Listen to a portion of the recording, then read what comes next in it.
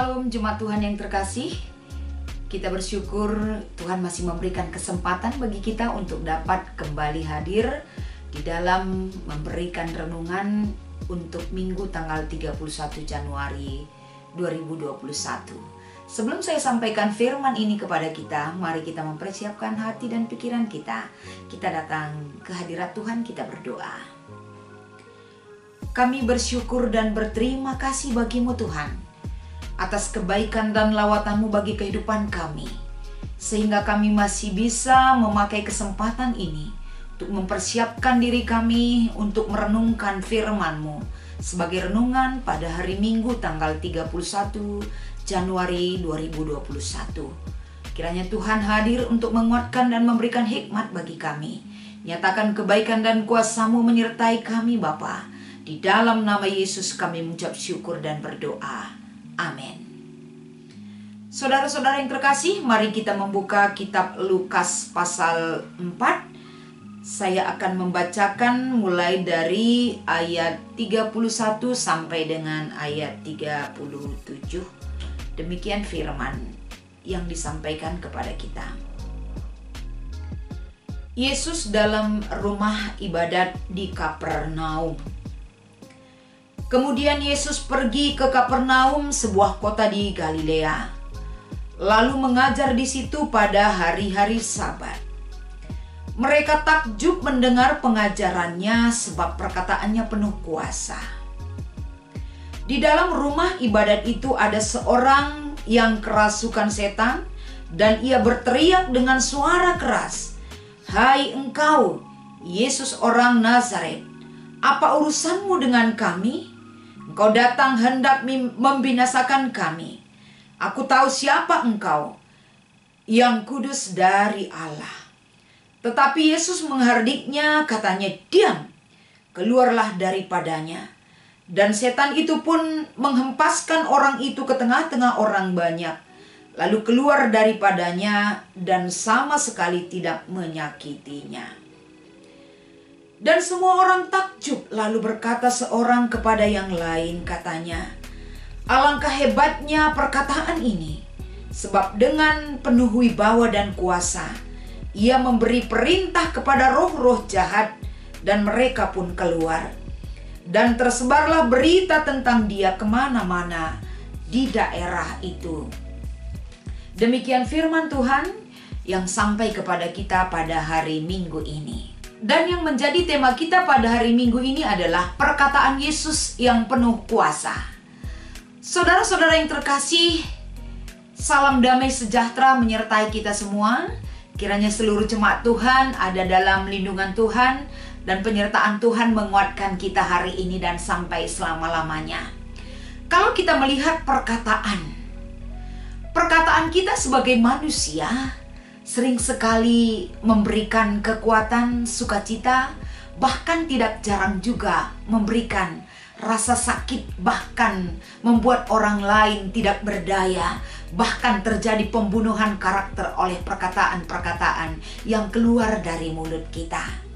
Sehingga perkataan-perkataan yang kita sampaikan kepada orang lain sering sekali menimbulkan konflik batin, menimbulkan perselisihan antar manusia, sehingga damai sejahtera daripada perkataan manusia itu jauh dari kehidupan kita. Oleh karena itu pada hari ini, mari kita belajar dari perkataan Yesus. Bagaimana perkataan Yesus yang dia sampaikan kepada orang banyak, yang selalu mempunyai tujuan yang jelas dan tujuan yang baik terhadap apa yang dikatakannya. Ingat, dia selalu memiliki tujuan yang jelas dan tujuan yang baik terhadap apa yang dia katakan. Sehingga perkataan Yesus itu tidak akan pernah membawa celaka terhadap setiap orang yang mendengarkan perkataan yang dia sampaikan. Saudaraku, pada kesempatan ini, mari kita melihat dari ayat 31 sampai dengan ayat 32. Ketika Yesus tampil ataupun mampir di Nazaret, ketika dia menyampaikan pengajaran-pengajaran yang dia sampaikan di Nazaret, di mana kita tahu bahwa Kapernaum adalah salah satu pusat daripada pelayanan Yesus itu sendiri. Di Kapernaum, Yesus hadir di rumah ibadat untuk dapat menyampaikan pengajaran. Sehingga ketika dia menyampaikan pengajaran di sana ataupun di Nazaret, kita melihat bagaimana Yesus tampil melakukan pelayanan melalui perkataannya yang penuh dengan kuasa. Bagaimana ketika Yesus tampil memberikan pelayanan melalui perkataannya yang kita lihat di dalam Alkitab. Ketika Yesus hadir untuk bisa menyelamatkan perahu murid-murid Tuhan Yesus yang hampir tenggelam dengan perkataan yang penuh kuasa. Dia menghardik angin ribut, dia menyembuhkan penyakit, dia bisa mengusir setan dengan kuasa dan perkataan yang dia sampaikan. Itulah bagaimana dia tampil dalam pengajaran-pengajaran untuk menunjukkan siapa dia bagi orang banyak. Dan bagaimana Tuhan Yesus juga menghardik dan mampu menghentikan roh-roh jahat. Bagaimana Yesus memerintahkan, memulihkan para penderita sakit. Kalau kita lihat di sini, kata-kata Yesus itu adalah kata-kata yang penuh kuasa. Dan kata-kata Yesus itu bukan hanya penuh kuasa, tapi perkataan Yesus itu penuh wibawa. Karena ia sendiri adalah firman Allah yang penuh kuasa. Firman Allah yang telah menjadi daging. Dan firman Allah itu penuh kuasa yang hadir di tengah-tengah kita. Saudara-saudaraku, kalau kita kembali melanjutkan melihat di ayat 33. Ketika Yesus tampil dengan kuasa dari perkataan yang dia sampaikan, bukan hanya orang banyak, tapi setan sendiri berteriak. Bagaimana setan kita lihat di sini tidak pernah berhenti untuk memperlihatkan kuasanya di tengah-tengah manusia. Setan berusaha menyeret kehidupan manusia agar manusia itu ada dalam kuasa setan itu sendiri. Setan selalu berusaha untuk memisahkan kita dengan kuasa Allah yang diberikan kepada kita. Sehingga kita lihat di sini bagaimana kuasa, bagaimana usaha daripada setan itu dalam arus permainannya untuk menguasai manusia. Tapi kita lihat bagaimana respon yang diberikan oleh Allah melalui Yesus Kristus. Yesus tampil di sini mematahkan rencana setan tersebut di dalam kehidupan manusia. Yesus mematahkan. Artinya di sini kita melihat bagaimana Yesus tampil sebagai garda terdepan untuk menunjukkan siapa dia, menunjukkan Allah yang penuh kuasa mengalahkan rencana-rencana jahat dan tipu muslihat yang ada dalam rancangan iblis itu sendiri. Kita melihat bagaimana setan-setan yang mengakui Allah dan bertindak seperti orang yang sedang kesakitan dan ada dalam ketertekanan. Bagaimana setan itu mengakui anak Allah atas diri Yesus, sehingga dia memperlakukan orang yang dia rasuki, menghempas-hempaskan, sehingga orang yang dia rasuki tersebut dia bertujuan untuk menekan, menyakiti, bahkan membunuh orang yang dia kuasai. Itulah jahatnya tipu muslihat ataupun perbuatan iblis yang menguasai manusia. Tapi kita lihat di sini, bagaimanapun kuasa yang diberikan oleh setan itu terhadap manusia, apakah Yesus tinggal diam atas tindakan setan tersebut? Tidak. Yesus tampil, Yesus bertindak. Bagaimana Yesus menghardik setan itu sendiri dengan mengatakan diam. Artinya di sini Yesus tampil membatasi, bahkan mematahkan mengalahkan kuasa iblis itu sendiri. Kalau dalam bahasa Yunani dikatakan bimoteti. Artinya bagaimana Yesus menghardik dan mengatakan, "Tutup mulutmu." Kuasa iblis harus dipatahkan. Sehingga ternyata apa yang dilakukan oleh Yesus, iblis tidak tinggal diam. Dia selalu berusaha.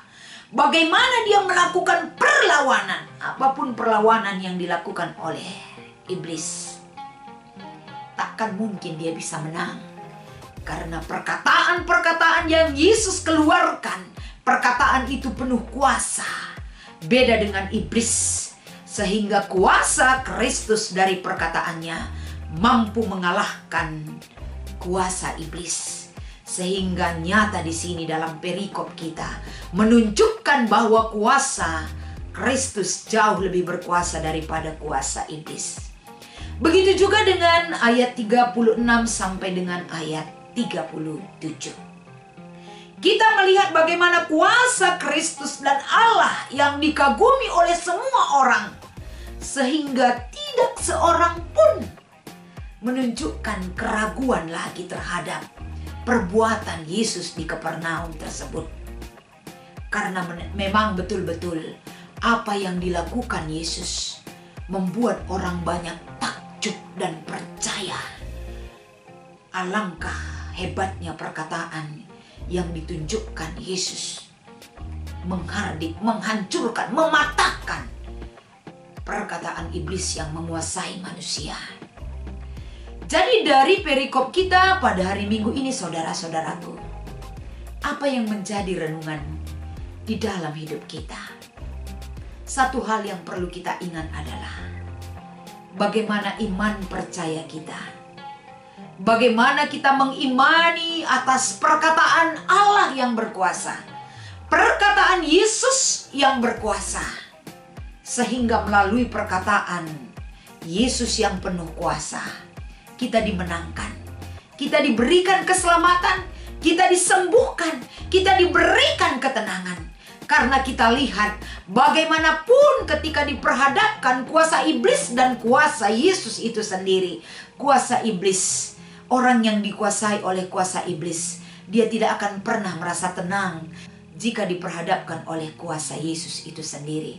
Dia merasa gelisah, dia merasa tidak nyaman, dia merasa tertekan bila diperhadapkan dengan kuasa Yesus. Kita mau tenang, kita mau bebas, kita mau keselamatan, kita mau damai sejahtera ada di dalam hidup kita. Nyatakan di dalam hidup kita, saudara-saudaraku, bahwa Yesus itu berkuasa atas diri kita. Nyatakan kuasa Yesus itu memenangkan jiwa kita, memenangkan kehidupan kita. Sehingga kita tidak bisa terseret oleh kuasa iblis yang mau menghancurkan kenyamanan kita bersama Tuhan. Hari ini dan sampai selama-lamanya, kuatkan iman pengharapan kita kepada kuasa Tuhan. Karena itulah yang mampu menyelamatkan kita dari kungkungan iblis yang selalu ingin menghancurkan kehidupan kita. Selamat merenungkan firman Tuhan. Kiranya firman ini menjadi berkat bagi kehidupan kita. Kita bersatu di dalam doa. Kami bersyukur Tuhan, bagaimana Engkau menunjukkan kuasa-Mu yang besar melalui Yesus Kristus, agar senantiasa kuasa-Mu yang besar itu menyelamatkan hidup kami hari ini dan sampai selama-lamanya. Di dalam Kristus kami berdoa. Amin.